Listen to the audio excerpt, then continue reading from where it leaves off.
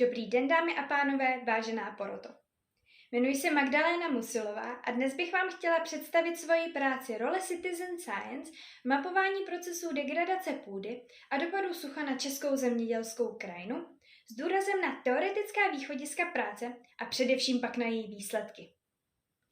Má odborná činnost spadá do oboru geografie, avšak má významný přesah také do oborů biologie a ochrany životního prostředí. A za její klíčový význam potom považuji její společenský kontext a pedagogický přínos. Jako studentka Gymnázia Blansko jsem byla podpořena v rámci vědecké činnosti finančním příspěvkem od JCMM a Jihomoravského kraje a výzkum probíhal pod odborným vedením doktora Jakuba Trojana z Geografického ústavu Přírodovědecké fakulty Masarykovy univerzity ve spolupráci s Ústavem geoniky Akademie věd České republiky. Zde předložená práce je výstupem mého již 3. rokem pokračujícího výzkumu v oblasti Citizen Science a jejího využití v rámci edukace široké veřejnosti a v procesu nápravy české zemědělské krajiny. Jeho prvotním impulzem byl projekt Technologické agentury České republiky, realizovaný v letech 2020 až 2023, jenž si kladl za cíl posílit motivaci vlastníků půdy, včetně například obcí, k odpovědnosti za jejich hospodaření. To já osobně vidím jako naprosto životně důležité, ať už v kontextu zachování alespoň částečné potravinové nezávislosti České republiky, ale i přirozeného rázu naší krajiny. Zároveň si také uvědomuji vliv antropogenních faktorů na ostatní funkce půdy, ale současně schopnost lidí tyto negativní účinky zmírnit až eliminovat s využitím správných postupů.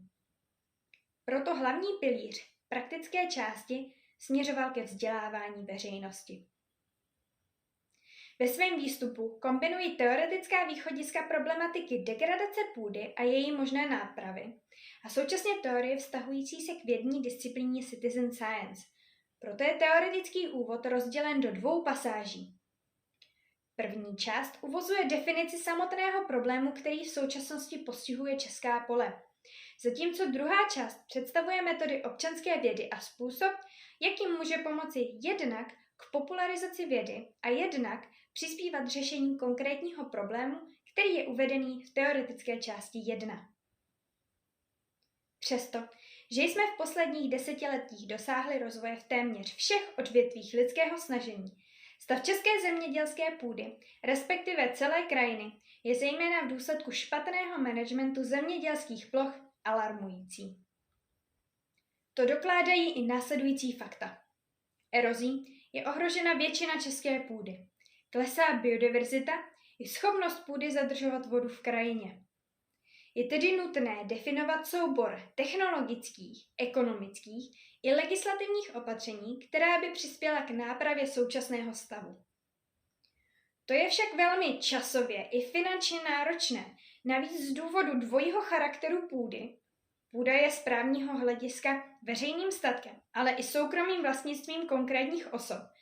Se tato opatření zpravidla setkávají s nevolí u vlastníků půdy, jelikož často omezují jejich práva nakládat se svým majetkem podle vlastních uvážení. Přitom by paradoxně přechod k udržitelnému managementu měl být v jejich vlastním zájmu. Dodržováním jeho základních zásad by pravděpodobně sice došlo v krátkodobém měřítku ke snížení výnosnosti polí. Z hlediska dlouhodobého by však vlastníci půd zajistili prosperitu půd i pro budoucí generace, což by také mělo být jedním z jejich primárních cílů. Komplikované vztahy vlastníků k jejich půdám jsou důsledkem řady historicko-společenských událostí a i zde by současně měla hrát významnou roli edukace vlastníků půdy, která představuje jeden z možných nástrojů nápravy těchto vztahů. Jednu z možností relativně rychlého a zároveň finančně nenáročného prostředku nepřímé nápravy poskytují metody Citizen Science. Ta si klade za cíl přispívat k řešení reálných společenských a přírodních problémů prostřednictvím zapojení široké veřejnosti do vědeckých výzkumů. Významnou přidanou hodnotou těchto postupů je vzdělávání veřejnosti v rámci dané problematiky. A právě na těchto základech stojí praktická část mé odborné činnosti, v rámci níž vznikl a postupně se vyvíjí občanskovědní projekt Na suchu. Jeho cílem je zejména aktivizovat širokou veřejnost a vytvořit podněty k přechodu zemědělců a vlastníků půdy na udržitelnější, ekologičtější a zodpovědnější způsob hospodaření. Vědeckým záměrem bylo tedy vytvořit nástroj přístupný široké veřejnosti, který bude sloužit k monitoringu dobré i špatné praxe managementu českých zemědělských ploch a zároveň bude plnit vzdělávací funkci. Tyto požadavky se jednoznačně setkávají v rámci využití metod Citizen Science, jelikož je pro fungování takového nástroje nutné zapojení velkého množství pozorovatelů a zároveň zmapování rozsáhlého geografického areálu celé České republiky. V samotném projektu je sledováno celkem 6 kategorií různých jevů krajinných prvků spojených se zemědělstvím. Solitérní stromy, druh plodiny vysazované na polích, biopásy a remízky, obnovování polních cest, proces budování tůněk a dalších míst zadržování dešťové vody a v neposlední řadě výsadba alejí v polích na principu agrolesnictví. Všechny tyto kategorie mají vliv nejen na vodní režim půd, ale také na biodiverzitu nebo degradační procesy půdy, jako je například větrná či vodní eroze a smívání živin do vodních toků. Projekt Na suchu se současně stal modelovým příkladem způsobu zapojení veřejnosti v procesu rehabilitace zemědělských ploch, používaným v rámci popularizačních aktivit a programů vzdělávání české populace se speciálním důrazem na mládež.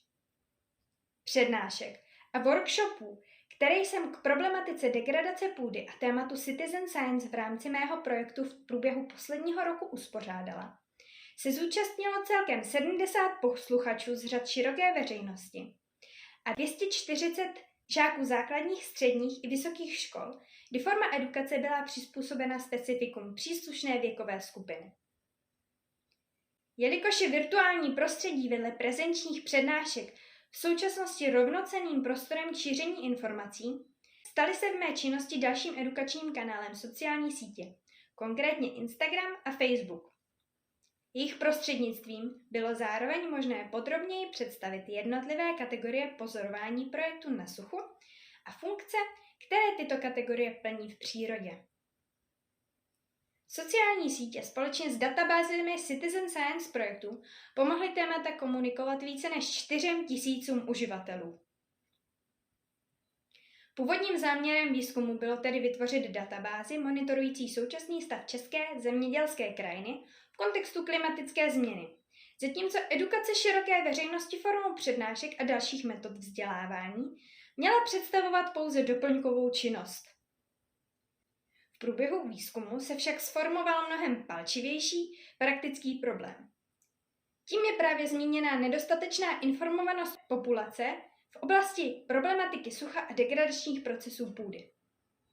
Práce a samotný projekt Na suchu tedy představuje v konečném důsledku jedinečný a momentálně také v českém kontextu jediný nástroj uplatnitelný v procesu edukace dětí a mladistvých v rámci uvedených témat. Tímto výstupem každopádně samotný projekt ani výzkum nekončí. Jeho budoucnost osobně vidím zejména v zapojení prvků gamifikace, jakožto prostředku podnícení zájmu a motivace dětí a dospívajících. Milí posluchači, příroda pro nás vytváří úžasné místo k bytí, proto bychom se k ní měli chovat s úctou a laskavě. Její ochrana by měla znamenat celkovou osvětu v rámci témat jejího znehodnocování a především opětovné a obhleduplné propojení člověka s přírodou. A já jsem chtěla svojí prací přispět jakousi kapkou v moři v procesu ozdravení české zemědělské krajiny. Děkuji vám za pozornost.